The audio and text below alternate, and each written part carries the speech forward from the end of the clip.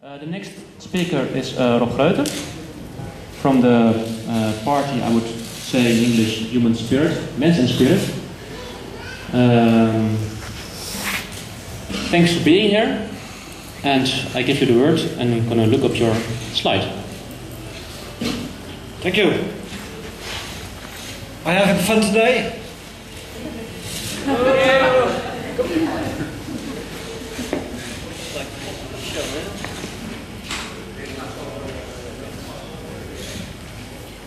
I finished this morning, so it's going to be a reading. Mostly.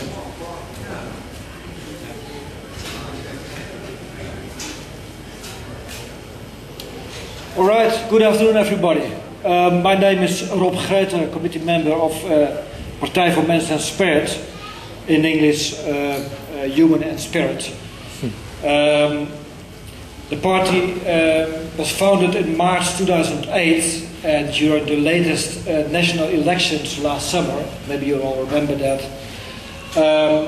we managed to acquire over 26,000 votes all over the country, in each city, in every village. That's quite a success for a new young party. We do stand for a lot of beautiful things, of course. One of the main things are that we want to see a true cooperation between politics, governments, and the citizens, the people. We stand for conscious growth, attention for meaningfulness, humanity. We also aim at the modern and aware people around us who are willing to act and work with us. We are not interested in the individual only. We also focus on the creation of new, smaller societies, and of course responsibility for the whole. If you look at the situation of the world today, you can see this as being in a loop we need to break out from, need to break away from. Last week, lacking serious resources, lacking serious targets, NATO started with what they call maintenance bombardments in Libya. Maybe you saw the news about that. Keeping up appearances. Violence seldom leads to sustainable solutions. Think about it. Maintenance bombardments. It's really about destroying people's perspective in a very controlled manner. And isn't this exactly what industry and governments are doing as well? Instead of healing the patient by detoxing body and mind, governments and industry continue to further poison the patients wherever they can. So, in order to turn this around, both should be detoxed first to find a cure. And yes, detox by the already poisoned patients. Again, we're in a loop we need to break out from. Ask yourself this question, and please don't answer it right now, take it with you.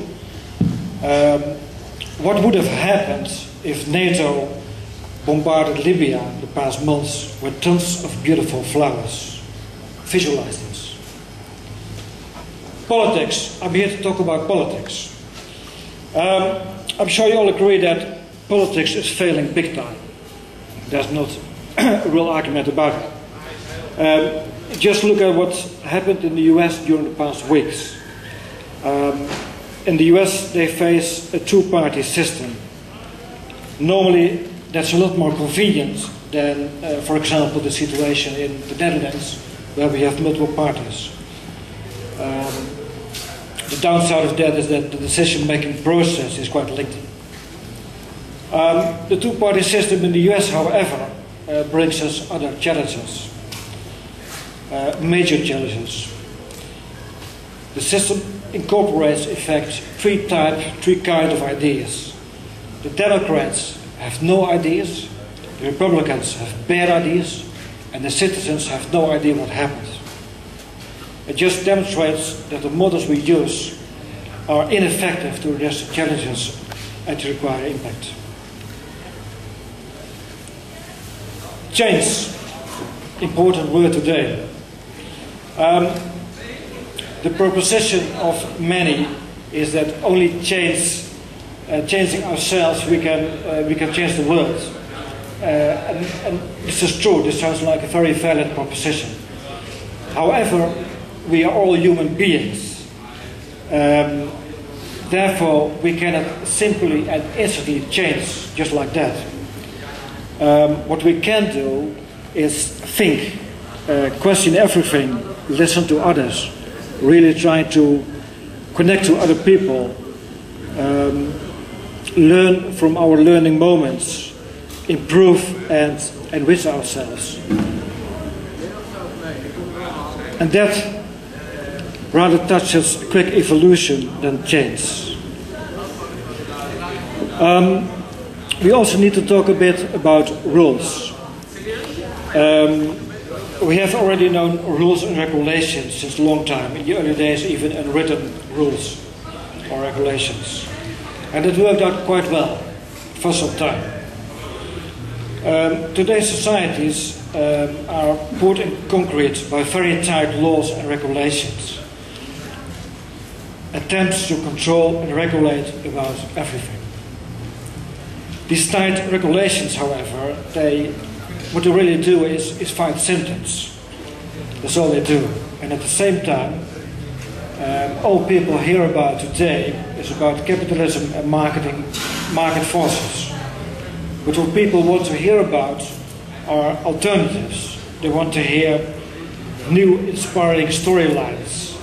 They want a guide towards a peaceful transformation, if you want. That requires people to recognize and use the huge power and force they have, and above all, strong leadership, of course. Change requires trust. It's really that simple. Many people recognize that the huge problems we all face, but don't know really how to deal with them.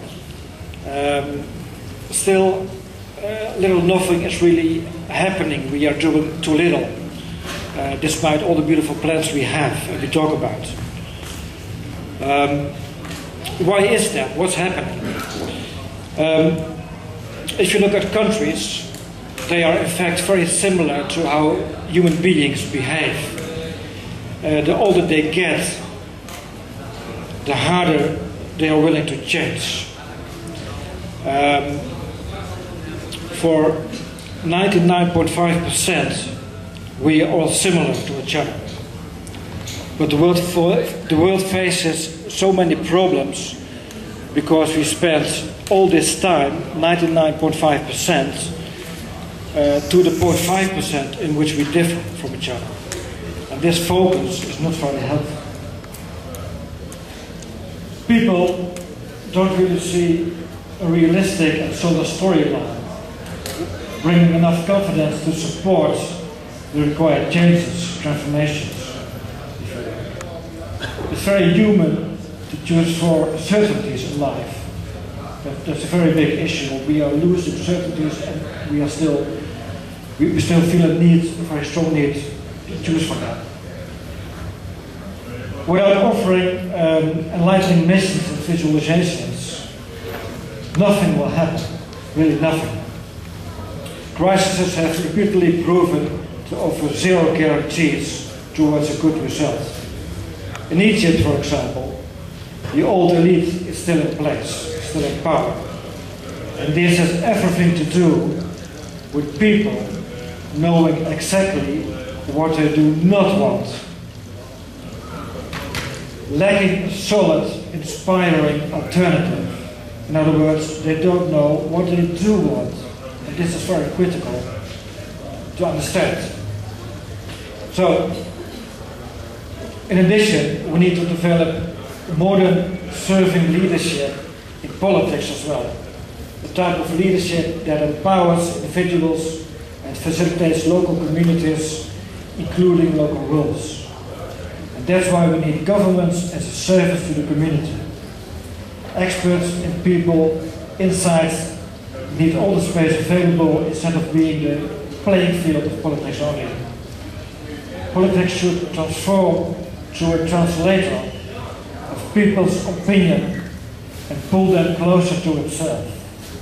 Pulling instead of pushing, connecting instead of separating. I'm almost done. Just a few weeks ago, Bill Clinton visited the Netherlands, Naklem. Maybe some of you saw that. He talked about social solidarity in the 21st century. And he pushed a few very important questions. What we need to know is, what is the fundamental character of our era? What is our vision on the world you would like to leave to your children? How would you like to realize such a world? And maybe the most important question, who is supposed to do it?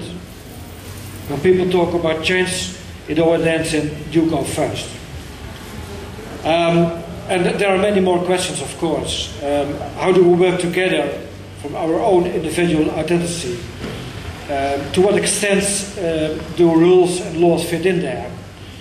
How do we prevent fractionation to offer balance against the divide and dominate strategy of our governments and current politics?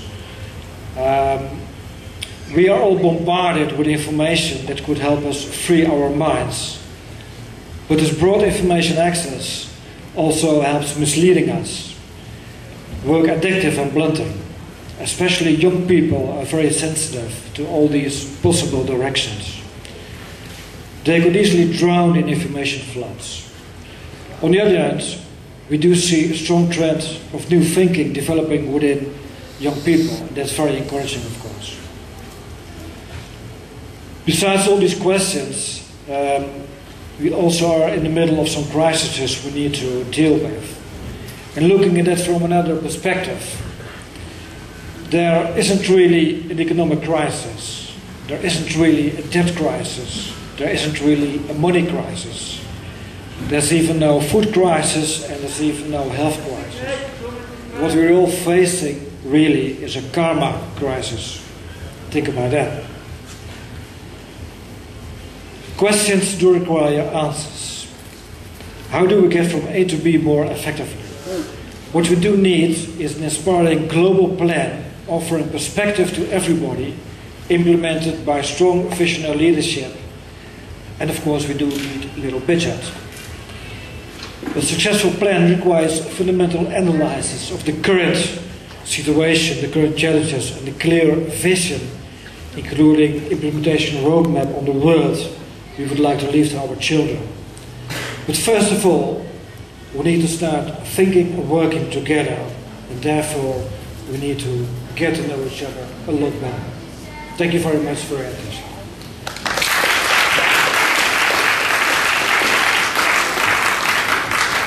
Well, I like what you were saying about getting to know each other better. It's not by accident that we're having this conference at a festival, because what I believe in, that politics in the new age will be human, and that we can, after having the talks, we make music together, we go dance together, and the day after we do good things in the world.